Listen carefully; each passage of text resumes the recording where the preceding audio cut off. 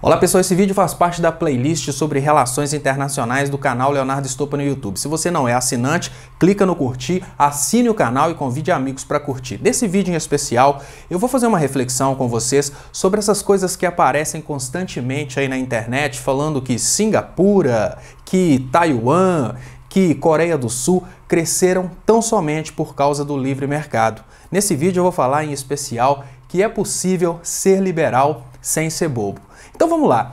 Algum de vocês que acredita que Singapura, Taiwan e Coreia do Sul cresceram tão somente por causa do livre mercado, já pararam para pensar como essas nações nasceram efetivamente? Vamos pensar em Taiwan. A China resolveu, adotar o comunismo após uma revolução comunista, e as pessoas que eram contra a Revolução Comunista, as pessoas que estavam lutando contra a Revolução Comunista naquela época, foram para uma ilha que a gente sabe muito bem que é um local muito estratégico, afinal de contas, é uma ilha capaz de vigiar todo o mundo comunista da Guerra Fria.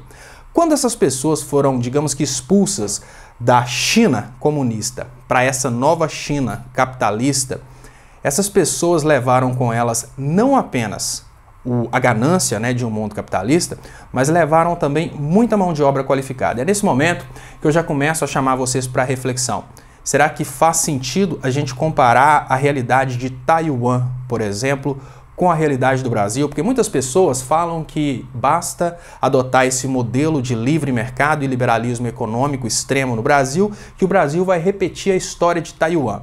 Mas vamos pensar, normalmente quando a gente tem uma revolução comunista, a gente tem um conflito entre as pessoas que eram ricas e detinham o capital com as pessoas que eram pobres e não tinham capital na mão para jogar. Então essas pessoas que foram para Taiwan e saíram de uma imensidão de país, que até hoje o maior país do mundo, que é a China, e foram todas para uma pequena ilha localizada em frente à China, eram, em maioria, pessoas especializadas, capitalistas e pessoas que já tinham determinado tino para negócio. A gente tem que concordar com isso. Afinal de contas, elas queriam se manter nessa condição de capitalistas.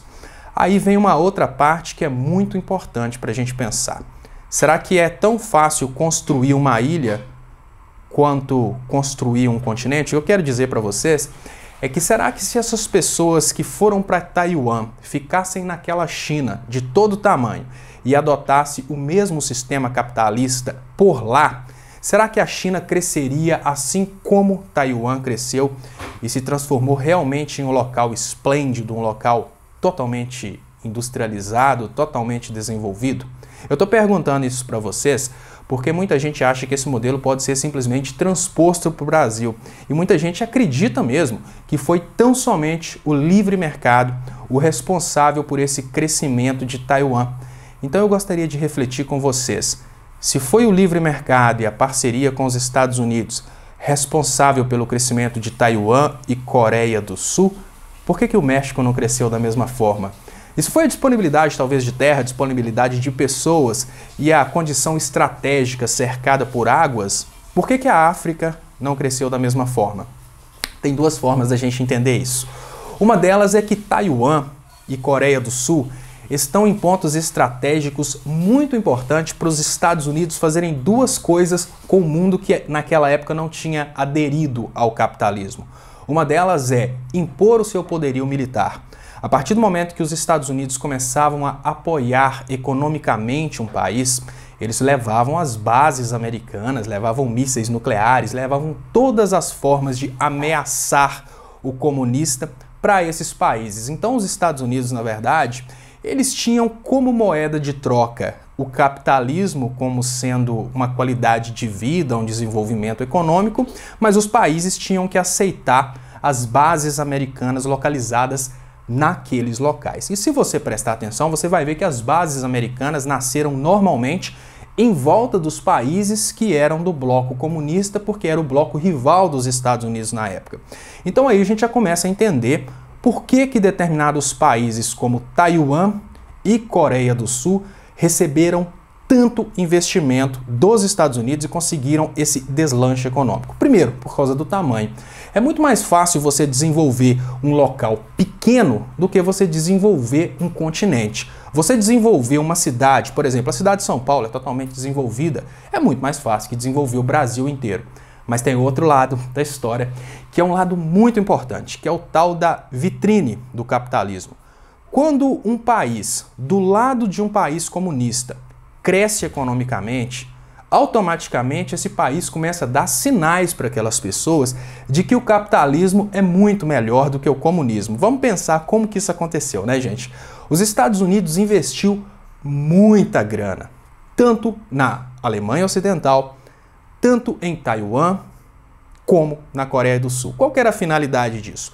A finalidade era transformar esses países em espécies de vitrines do capitalismo. Toda vez que um chinês olhasse para Taiwan, o chinês ia desejar o capitalismo. Mas será que esse crescimento capitalista que aconteceu em Taiwan foi realmente só por causa do capitalismo? Não foi, não.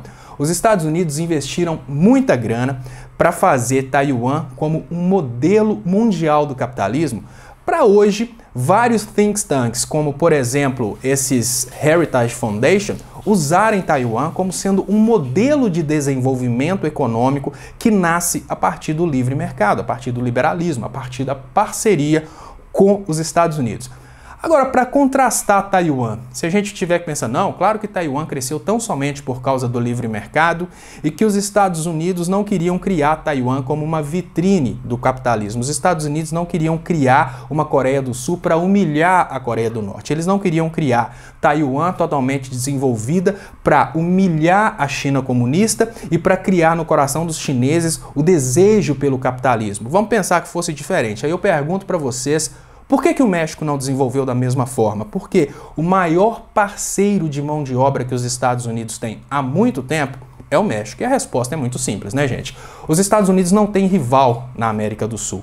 Como os Estados Unidos não têm rival na América do Sul, ele não precisa fazer essas vitrines na América do Sul, ele não precisa posicionar bases de mísseis nucleares na América do Sul. Agora vamos inverter a situação. Vocês lembram do que aconteceu quando a União Soviética tentou fazer a mesma coisa que os Estados Unidos vem fazendo há muito tempo? A União Soviética tentou ter uma base de mísseis em Cuba, porque Cuba era o parceiro da União Soviética. Então vamos pensar, né, gente? O que a União Soviética tentou fazer naquela época é exatamente o que os Estados Unidos já estavam fazendo há muito tempo. Ter determinados países aliados na região e colocar armamentos naqueles países aliados. Só que naquele momento os Estados Unidos não aceitaram e embargam Cuba até hoje, porque Cuba foi parceira da União Soviética. Então o que eu quero conversar com vocês nesse vídeo em específico? É possível ser liberal sem ser bobo. Você pode acreditar que o liberalismo é o melhor modelo econômico, é o melhor modelo político e o melhor modelo social para o Brasil. O que você não pode fazer é tentar trazer a realidade de Taiwan, que é uma ilha da China, para a realidade do Brasil, que é um continente inteiro. É claro que se no Brasil tiver uma revolução comunista e todos os capitalistas, donos de indústria, empresários forem expulsos para Fernando de Noronha, os Estados Unidos vão investir pesado em Fernando de Noronha, para Fernando de Noronha virar um exemplo de potência capitalista próximo do Brasil, exatamente para convencer a sociedade brasileira a se revoltar contra a Revolução Comunista. Mas você imaginar que você pode pegar Taiwan, que é uma ilha, e extrapolar essa realidade para um continente, que é o caso do Brasil, que é um país continental, é muita inocência. Então, o que eu estou trazendo nesse vídeo é um pouco de coerência teórica e um pouco de coerência histórica. E sempre reflita, peraí, tudo bem, Taiwan cresceu com a parceria com os Estados Unidos, vamos admitir que sim, mas por que o México não cresceu? Então, o que esperar para o Brasil nessa realidade? Da mesma forma que os Estados Unidos lutaram muito tempo pela China, não para fazer o chinês feliz, mas porque o chinês representa a maior população do mundo, a gente sabe, e a maior população do mundo é mão de obra potencial e mercado consumidor com potencial, a realidade é que os Estados Unidos veem o Brasil também como mão de obra potencial, mas claro, mão de obra para serviço não especializado, e veem o Brasil também como consumidores potenciais. Por isso que os Estados Unidos estão investindo, comprando coisas no Brasil. A China também está investindo, comprando coisas no Brasil. O que a gente não pode pensar de forma alguma é que tão somente o livre mercado consiga explicar um crescimento econômico. A gente precisa levar em conta também quais são os interesses desses países que compõem esse tão amado livre mercado e tão amado pelos liberais. Então, esse é o fim desse primeiro vídeo. Isso é só uma reflexão sobre a realidade em especial de Taiwan, mas que pode ser completamente extrapolada também para a Coreia do Sul. Claro que a Coreia do Sul recebeu grandes investimentos para ameaçar a Coreia do Norte, afinal de contas tem armas nucleares dos Estados Unidos lá, e também para humilhar a Coreia do Norte, que a gente sabe muito bem que ela recebeu muito investimento americano e é um polo industrial muito importante, assim como acontece também com Taiwan. Curta o canal, convidem amigos para curtir. Muito obrigado e até o próximo.